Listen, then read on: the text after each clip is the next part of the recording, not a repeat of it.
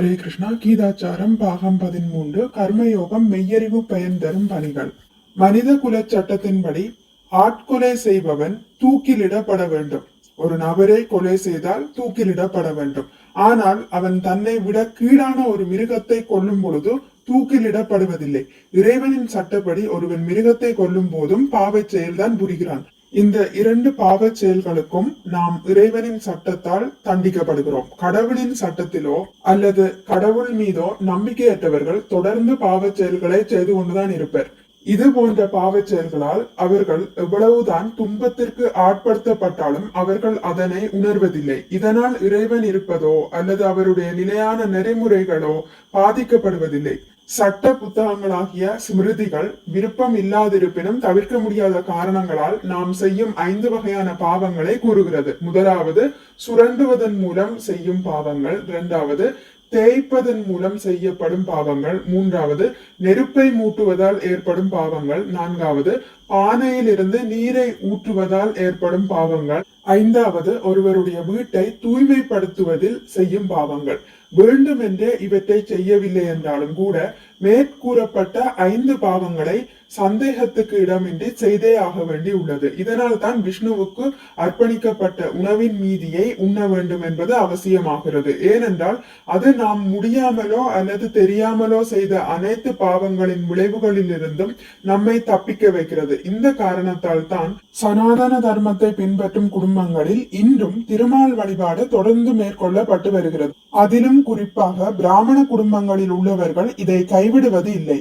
தீவினை பயத்தால் தங்களுடைய புலன்களை மட்டும் திருப்திப்படுத்துவதற்காக உணவு சமைப்போர் விதிக்கப்பட்ட கடமைகளை மேற்கொள்ளும் போது அறிந்தோ அல்லது அறியாமலோ அவர்கள் செய்த பாவச் செயல்களுக்கு உரிய தண்டனையை ஏற்றுத்தான் ஆக வேண்டும். எனவே அனைத்து நாடுகளின் சமுதாயங்களின் தலைவர்கள் தமது அல்லது தம்முடைய தலைமையின் கீழ் வருவோரது நன்மைக்காகவும் முடிவில் விஷ்ணுவை திருப்திப்படுத்த வேண்டும்.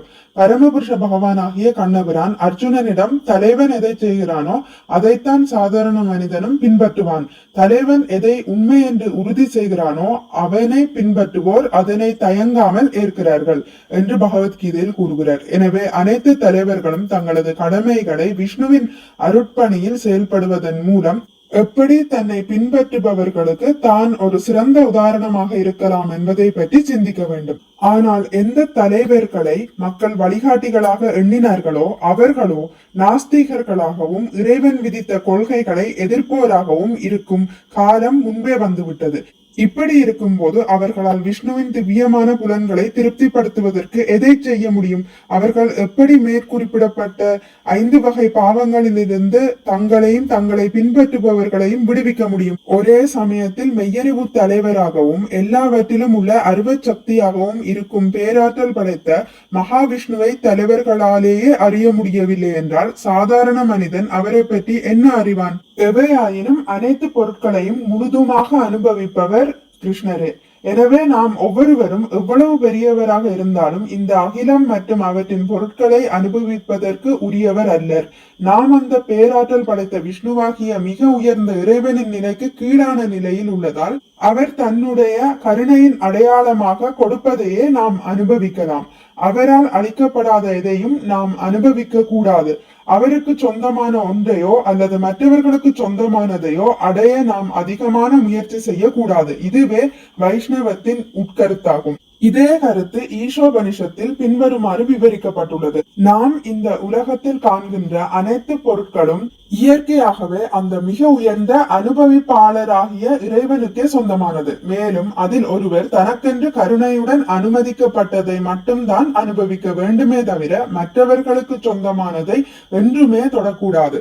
எனவே மக்கள் தொண்டு செய்யும் மிகச்சிறந்த தலைவர்கள் தங்களுடைய செயல்களின் மையமாக விஷ்ணுவை அமைத்துக் கொள்ள வேண்டும். இந்த வகையான மெய்யறிவு செயலின் மூலம் அவர்கள் நன்மை அடைவது மட்டுமல்லாமல் தன்னை பின்பற்றுவோருக்கும் நன்மை ஏற்படுத்துகிறார்கள். அரசியல்வாதிகள் வைஷ்ணவ முறையை மேற்கொள்ளாமல் அதற்கு பதிலாக செயற்கையாக அந்த மிக உயர்ந்த அனுபவிப்பாளராகிய விஷ்ணுவின் நிலைமையில் தம்மை வைப்பார்களாயின் அதனால் அவர்கள் நிரந்தரமற்ற லாபத்தையும் மரியாதையையும் உலகியல் இன்பத்தையும் தான் உண்மையில் அனுபவிப்பார்கள். அவர்கள் தங்கள் பொய்யான துறவரத்தால் தங்களை பின்பற்றும் துரதிர்ஷ்டமானவர்களை ஏமாற்றி சரியான பாதையிலிருந்து விலகுமாறு செய்கிறார்கள். கடவுள் நம்பிக்கையற்ற இது போன்ற தலைவர்களால் கசாப்பு கடைக்கு செல்லும் ஆட்டு மந்தையை போல கண்மூடித்தனமாக பின்னே செல்லும் அறியாமை நிறைந்த ஆன்மாக்களுக்கு எந்த நன்மையையும் செய்ய முடியாது. அந்த தலைவர்களுக்கே பொய்யான நன்மை தான் ஏற்படும். ஆனால் அவர்களை பின்பற்றுவோருக்கு மிகவும் மோசமான நிலை ஏற்படுகிறது. பொய்யான லாபத்தை நோக்கி தலைவர்கள் அவர்களை ஊக்குவித்து பல்வகையான பாவச் செயல்களில் ஈடுபடுத்துகிறார்கள். அந்த தலைவர்கள் தங்களுடைய தற்காலிக நன்மைக்காக அவர்களை பின்பற்றுவோரின் உண்மையான குறிக்கோளை மறக்க வைத்து அழிக்கிறார்கள். ஹரே கிருஷ்ணா. இதுடன் முடித்துக் கொள்கிறேன். இனி அடுத்த பதிவில் இதன் தொடர்ச்சி தொடரும். மிக்க நன்றி. ஹரே கிருஷ்ணா. உங்களுக்கு இந்த வீடியோ பிடித்திருந்தால் லைக் பண்ணுங்கள், ஷேர் பண்ணுங்கள், சப்ஸ்கிரைப் பண்ணுங்கள். நோட்டிபிகேஷன் பெல்லை அழுத்துவதன் மூலம் அடுத்த பதிவுகள் உங்களை வந்தடையும். பகவான் ஸ்ரீ கிருஷ்ணரை பற்றி கேட்டு மகிழ்வோம். ஹரே கிருஷ்ணா.